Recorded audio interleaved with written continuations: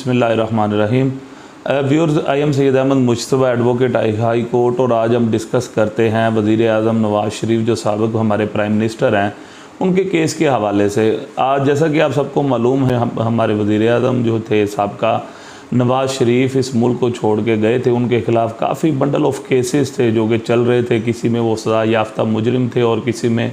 वो सिर्फ मुलजिम थे, और कुछ केसेस जो थे वो अभी पेंडिंग थे, पाइपलाइन में थे, जो कि आहिस्ता आहिस्ता बाहर आने थे। लेकिन नवाज़ शरीफ बीमारी का बहाना करके यहाँ से पाकिस्तान से लंदन में शिफ्ट हो गए। जो मौजूदा सूरत हाल है हम उसके बारे में डिस्कस करते हैं कि कल जो है वो हफाजती ज़मानत, जिसको हम प्रोटेक्टिव बेल कहते हैं, वो फ़ाइल की जाती है कि जब भी कोई बंदा दूसरे मुल्क से पाकिस्तान में आता है तो उसको गिरफ़्तार ना किया जाए, वो मुतलका कोर्ट में सरेंडर कर सकता है। तो जो सबसे पहले जो बड़ी बात है वो ये है कि वज़ीर आज़म नवाज़ शरीफ जो हमारे साहब का प्राइम मिनिस्टर हैं, उनको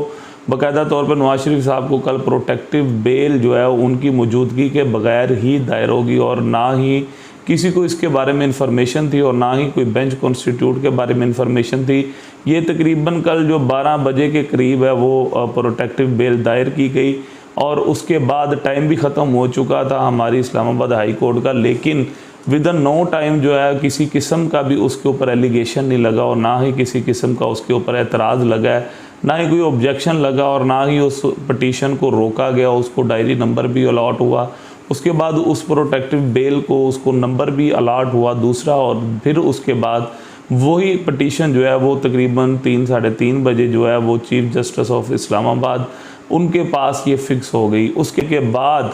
जो आर्गूमेंट किए गए पटिशनर के वकीलों की तरफ से, जिसमें आदमज़ीद तारड़ साहब, अता तारड़ साहब मौजूद थे, उन्होंने आर्गूमेंट किया, और आर्गूमेंट करने के बाद उन्होंने कहा कि जिन नवाज़ शरीफ पाकिस्तान आना चाहते हैं उनको गिरफ़्तार ना किया जाए, और वो जो भी मुतलका अदालतें हैं उनमें सरेंडर करना चाहते हैं। तो वहाँ से जस्टिस साहब की तरफ से इस्तफ़सार किया गया कि ये हम इसमें तो कुछ नहीं कर सकते फ़िलहाल, क्योंकि इसमें नोटिस होगा। तो जब नोटिस का नाम आया, क्योंकि इसमें जो दूसरी पार्टी थी वो नैब थी, नैब की तरफ से एक प्रोसिक्यूटर जो थे वो उठे और उन्होंने आके बाकायदा तौर पे रोस्टम पे खड़े होकर कहा, जी मैं तो अपने किसी और काम के सिलसिले में आया हुआ था, लिहाजा अगर नवाज़ शरीफ साहब आना चाहते हैं तो हमें कोई एतराज़ नहीं है।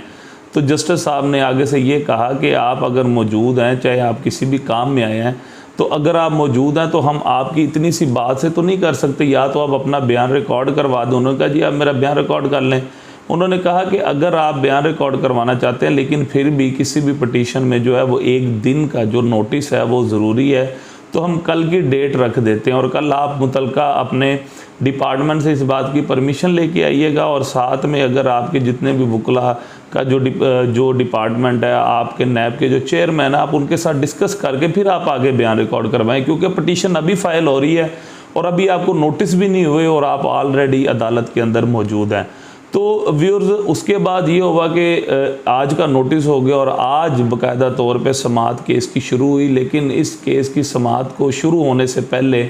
जो बशीर साहब की अदालत थी नैब कोर्ट, उसमें जो दायमी वारंट जो नवाज़ शरीफ साहब के निकले हुए थे, उन दायमी वारंट्स को भी चैलेंज किया गया, पटिशन फाइल की गई उसके अगेंस्ट। तो वहाँ पे जो इस्तदा की गई उसमें कहा कि इन दायमी वारंट्स को जो है वो खारिज किया जाए, क्योंकि नवाज़ शरीफ साहब 21 अक्टूबर को पाकिस्तान आ रहे हैं और वो पाकिस्तान आके बाकायदा तौर पे कोर्ट्स के सामने सरेंडर करना चाहते हैं। तो इसमें जो जज साहब ने ये कहा, जो बशीर अहमद साहब हैं शायद उनका नाम, उन्होंने ये कहा कि ये जो आपने इसके बारे में कोई प्रोटेक्टिव बेल फाइल की है, उन्होंने कहा जी आज हमारी इस्लामाबाद हाई कोर्ट में बाकायदा तौर पे प्रोटेक्टिव बेल की भी हेयरिंग है, तो आप काइंडली हमारे जो दायमी वारंट है उनको आप सस्पेंड फरमा दें। तो वहाँ पे उन्होंने कहा कि इस्लामाबाद हाई कोर्ट का ऑर्डर आने के बाद मैं जो है दायमी वारंट जो है वो सस्पेंड कर दूंगा। जो सारे लोग वहाँ से फिर चले गए इस्लामाबाद हाई कोर्ट की तरफ। इस्लामाबाद हाई कोर्ट में हेयरिंग स्टार्ट होगी। हेयरिंग में उन्होंने बाकायदा तौर पे जो वकला नवाज़ शरीफ साहब के, उन्होंने अपने दलाइल पेश किए, और इस्लामाबाद हाई कोर्ट के जो बेंच में आमिर फ़ारूक साहब और दूसरे जो जस्टिस साहब थे, उन्होंने उस बेंच की समाअत की, और समाअत करने के बाद बाकायदा तौर पे उस समाअत के दौरान ही जो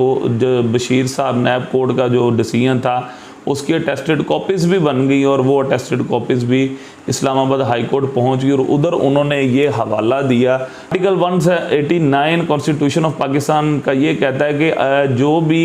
सुपीरियर कोर्ट्स की जजमेंट्स हैं वो उनकी सबऑर्डिनेट कोर्ट्स पे वो बाइंडिंग है। तो उस जो नैब कोर्ट का फैसला ला के इस्लामाबाद हाई कोर्ट में दिया जाता है और वो फैसला जो है वो कोर्ट के बाकायदा तौर पे उस फैसले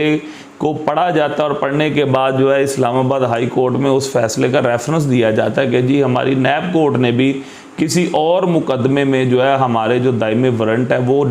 सस्पेंड फरमा दिए हैं, इसीलिए इस्लामाबाद हाई कोर्ट भी जो है मेहरबानी फरमाए हमें प्रोटेक्टिव बेल दे, क्योंकि ये ना हो कि जिस मुकदमे में वो मुजरिम है, ये बात जो सोचने वाली और समझने वाली है वो ये है कि जिस मुकदमे में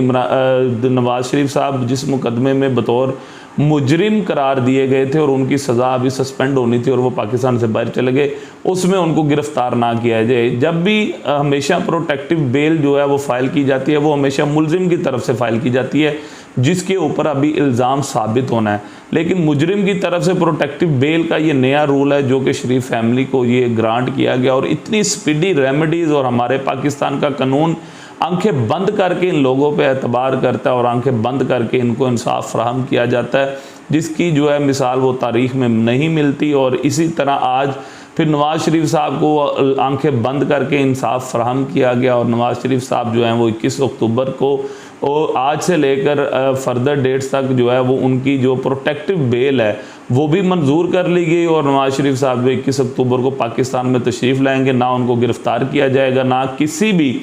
और मुकदमे में उनको मुलविस किया जाएगा। जितने भी हमारे लॉज और जितने भी हमारा कानून है वो ख़ुद हाथ बांध के उनके सामने उस दिन खड़े होंगे और वो उनका इस्तकबाल कर रहे होंगे। तो ये हाल है हमारे पाकिस्तान के लॉ का। अगर एक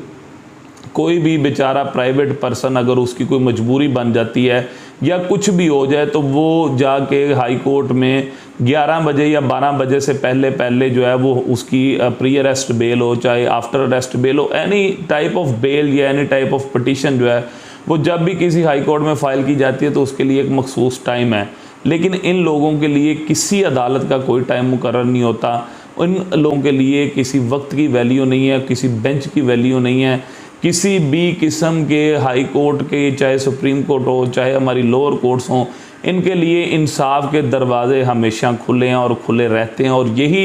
यही वजह है कि हमारे मुल्क में जो मुजरिम हैं उन लोगों को प्रोटोकॉल दिया जाता है और जो हमारे मुल्क के असातिज़ा कराम हैं, जो हमारे मुल्क के दीगर लोग हैं, जो गरीब अवाम हैं, उन लोगों को सड़कों पे घसीटा भी जाता है, उन लोगों पे आंसू गैस की शेलिंग भी की जाती है, उन लोगों पे 9 मई के वाक़यात के अलावा जितने भी दीगर वाक़यात हैं मासूम लोगों को घरों से उठाया भी जाता है और उनके ऊपर सख्ती बरती जाती है। तो इसी को जंगल का कानून कहते हैं, इसी का लॉ के बारे में कहते हैं कि फ़लाँ मुल्क में जंगल का कानून है जो कि अमीरों के लिए अलहदा पैरामीटर्स रखता है, गरीबों के लिए अलहदा पैरामीटर्स रखता है। और इस कानून की हमारे पाकिस्तान में बाकायदा तौर पर धज्जियाँ बखेरी जाती हैं सिर्फ अमीरों के लिए और उसको मोल्ड किया जाता है च्युइंगम की तरह, जिस तरीके से भी मोल्ड किया जाए उनको फैसिलिटेट करने के लिए। और हाई कोर्ट में उस कानून को बाकायदा तौर पे ब्रेक किया गया। और एक इसी तरह मेरा चैनल देखते रहिएगा, इंशाल्लाह मज़ीद अपडेट्स के साथ आपके साथ